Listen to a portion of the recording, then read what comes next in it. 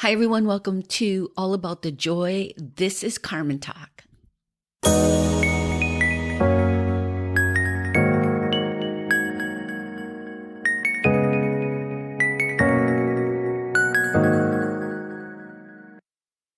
A few weeks ago, we went through kind of a mailbag, and I was telling Rick and Cynthia some of the things that people were asking questions about or commenting. And I do get quite a bit of mail. Some of it is not good. When I say mail, I mean emails.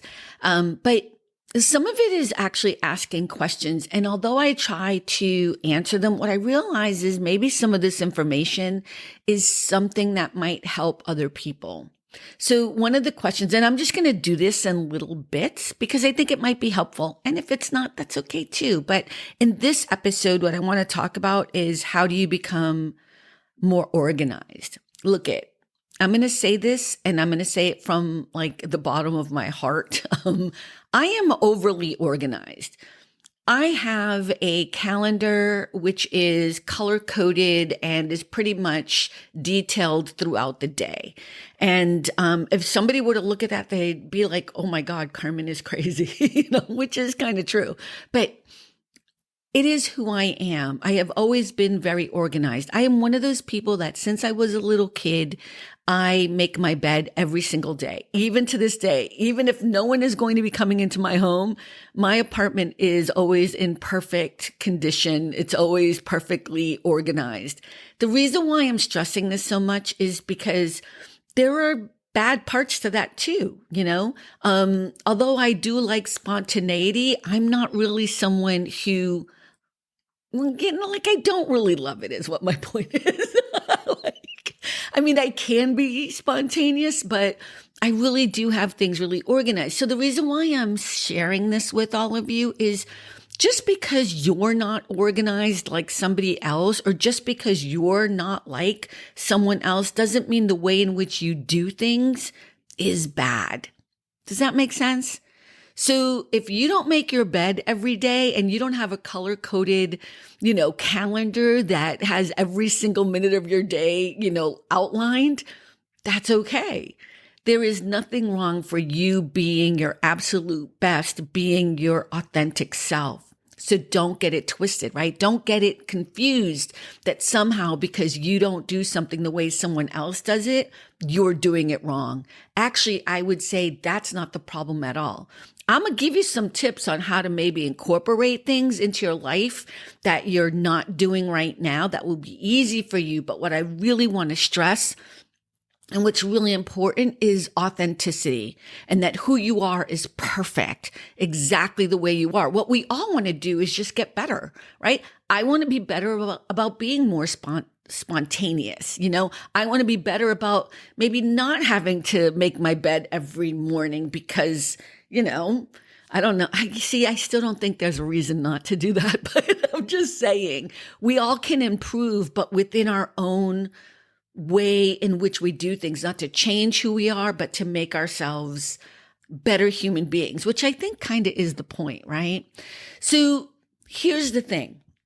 The way you can incorporate, so this specific email that somebody sent me was they want to start working out, and they know that in the past I've done marathons and 10Ks and mud runs. And, after I couldn't dance for a long time, once I realized that my dancing quote unquote career was over, I had to make some changes. And one of those changes was I ended up going to college, even though I never had any intention of going to college or even thought about it. But, that was the trajectory. And I had hurt my hip and it got really bad. And so when I went to college, I met someone on campus and she used to run all the time. And she was like, "Carmen, you could do it." And, I couldn't run at all. But it always stayed in the back of my head. So I would do these long walks, and little by little, I started running. So my working out situation, the reason why I got so into working out on a regular basis was because I had always worked out as a kid. whether I was dancing, whether I was performing in color guard and drum corps, whether I was, part of batutera or whatever it is, like whatever we want to talk about. I was always doing something that was about movement and body and whatever. So the idea that I would ever stop that is really, really hard. And I gravitated towards running, not because I love it, but because it was a way in which I could keep working out. Okay. So how do you get into exercising if you haven't been doing it, if you weren't brought up as a dancer or an athletic person? How do you do that? Because we all want to be healthy, right? It's a tough one. Here's what I would suggest. Number one, not everyone needs to be a runner. And like I just mentioned, I hated running. You know what I mean? I still hate running. So think about what it is you want to do. There are so many different ways in which you can work out if that's your goal. But this is really about incorporating anything you want to start doing in your life. So this is the way you do it. You don't turn around and start color coding your calendar and doing every single day of how you're going to spend your minute, because you will fail. I promise you, you will fail, because we can't change the trajectory of who we are quickly. It takes time. And I think there's some statistic, and I'm not sure how actual this is, but there's something about it taking 21 days for you to develop a habit. So if it takes 21 days for you to develop a habit, what I would say is, because I don't know if that's really true. I don't know if it takes me 21 days. It might actually take me longer on some things. It might take, like, for example, I used to smoke, which I know people will find that to be weird, but it did not take me 21 days to stop smoking. Do you know what I mean? Like, it took me not being around people who smoked, and it was me moving. I didn't move to California because I wanted to stop smoking, but the fact that I moved here and didn't know anybody was really helpful, because all the people I hung around with. So that wasn't 21 days, right, to break a habit. So, or to develop a new habit, because I like to see the positives, not the negatives, right? So what I would say is, regardless of whatever that statistic is, because you are a unique individual, it might take you 3 days. It might just take you 3 days. It might take you 2 months. It doesn't matter. It's all about the intention and the try. And every time you fail, you've got to get right back up. So that's the trick. Doesn't matter how many times you fail, as long as you keep getting up and starting over again. And I'm saying that more for me than any of you right now, but that is really true. Okay. So here's what you do. If you want to start working out and you don't have time, because here's the thing, people think about exercising, and it's like, I have to drive to the gym. So I have to get my bag together. I have to drive to the gym. I have to be at the gym for at least an hour, get on the treadmill, do weights, blah, blah, blah, whatever, take the yoga class, blah, blah, blah, whatever. And then I have to get back in my car, go back home, get dressed and go to work. That's a lot of time. That's a lot of time. And I have to tell you, it's not necessary. It's not necessary, not at the beginning of this process at all. You want to get to the place where you're so excited to go to the gym and spend all that time that you do it, not because you have to, but because it's become part of your ethos, right? It becomes part of who you is and who you are. So what I would say, the way to start this, really simple, incorporate it into your everyday life already, where you're only adjusting a few minutes of things a day. So this is how I would tell you to start, okay? When you go to the grocery store to buy food, do not park as close as you can to the doors of the grocery store. I know this is going to sound so obvious, but I'm telling you, this will help you, okay? Park as far away as possible. No more drive-thrus. If you're going to go to a drive-thru to pick up your coffee, no more drive-thrus. You need to park and walk to your Starbucks, or I'm not promoting Starbucks. I don't go to Starbucks. I know nothing about Starbucks. I know people do this. They go through the drive-thru. So whatever coffee shop you go to, no more of that. You park your car and you walk into the area. Do little things like that. If you have company parking and it's really close to where you park, start parking in the public visitor parking. Park somewhere far away before you go into work. If you're going to the doctor's office, all of the places where you can walk more often, do that. Here's a big one that I do all the time. I've been doing it forever. Do not take escalators anymore. Do not take elevators. Now, don't be ridiculous. I don't want to get the emails. Well, I can't go up 18 flights of stairs or whatever. Okay, no one's saying that. Okay, no one is saying you need to do that. But what you can do is go up 4 flights of stairs or 3 flights of stairs and then take the elevator from there, right? What you want to start doing is incorporating exercise into your everyday life in minutes, in little minutes, instead of trying to do 3 hours of a chunk of a day before you go to work or after you go to work. I would say that would be the better way to do it. Let me tell you something. I never take an elevator. I mean, again, I live in Los Angeles, so we don't have a lot. I mean, we do in downtown LA, but there's not a lot of buildings that are over 5 or 6 floors where I live or where I am in. So me walking upstairs is a really good thing. And I'll take the elevator down because, going downstairs kind of scares me a bit, especially, if you have knee issues or hip issues like I do, you want to be careful. But even now when I go to do exercising, I don't run anymore, right? I actually go for a nice walk and then I go up the stairs here in Santa Monica and I go down the stairs or down a ramp and then up the stairs again. And I do them slowly and with intention.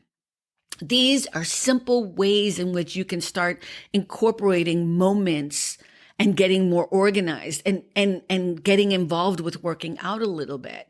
If you want to try to put time aside for yourself to either work out or have what I call me time, you can do that too. It can be something, just do one thing and say, I'm going to commit to this for the next 3 days.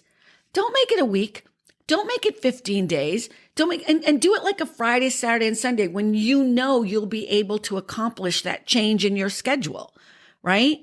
Turn around and say to yourself, okay, I am going to get up. I'm going to have my coffee. And then from 8 to 8:30 or 8 to 8:20, I'm going to take a walk around the block. Or from 8 to 8:30, I'm going to walk on my treadmill or whatever it is you have, Or maybe you're going to decide that when you get up from 8 to 8:30, after you have your coffee or whatever, and it's a Saturday morning or whatever, you're going to just sit and take that time to be all about you and think about what it is you want to do for the rest of the week. Intentionally, without your cell phone, without the TV on, without anybody interrupting you. These are the ways in which you can become more, quote unquote, organized when you start doing things with intention and doing them in little bits and pieces and not trying to change your entire existence because you think somebody else is doing it better than you. Because you are so unique. We are all such unique individuals. And what we don't realize, what we don't seem to grasp on a regular basis is everybody is struggling through something. We're all trying to walk through life as best we can. And even if you think I'm doing something better than somebody else is, I'm over here thinking you're doing something better than I'm doing. You know what I mean? We're all trying to be our best selves.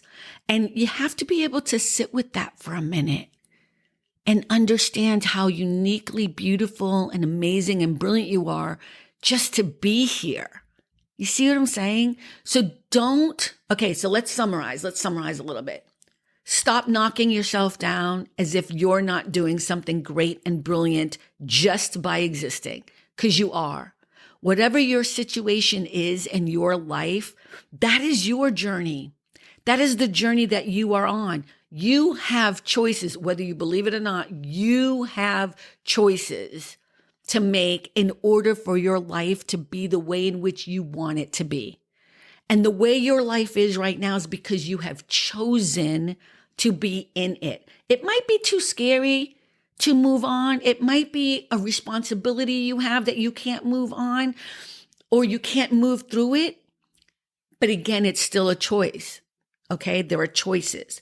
And with those choices, within those choices, you can still make the changes you want to make in order to be your best self. Do them incrementally. Do them in tiny, small ways. Don't try to change everything overnight. Because I have to tell you, that's how you fail. when we try to be somebody we're not. And changing something like me quitting smoking, that took time, and it took a big change, and it took a lot of effort, and it took a lot of different things, little bits and pieces. You know, it's so funny because I came out here and I remember being like, all right, I'm going to quit smoking. I'm just going to do it. And I was like, okay, after this pack of cigarettes, like I would do that. But I have to say, one of the things that was interesting was I didn't have anybody to smoke with, so it wasn't a social thing anymore. Now, I also understand that, you know, there's also a psychological thing. Like I started not liking the smell of it because I was near the beach all the time and I loved the smell of the beach. And that's a huge change, but it took me quite a while to do it. And I went through a whole bunch of iterations of how to quit. Everything takes time. But here's the thing. Once you do it incrementally, little by little, like one change I made was I'm not buying any more cigarettes. So I'd have to ask someone, which helped. You know what I mean? Like I didn't really want to ask somebody for a cigarette at all, especially because I didn't know many people here, you know? But it also was a social thing because if you asked somebody for a cigarette, then you would talk to them. And I honestly didn't want to talk to most people. I mean, I did when I came out here, you know, just meeting people and stuff. But my point is I did it incrementally, little by little. And there were a lot of things that happened along the way that made it easier for me to quit. And then I was done. I was done. It was finished. I didn't even notice because I did it in such small steps and in little tiny ways because my goal was to not smoke anymore.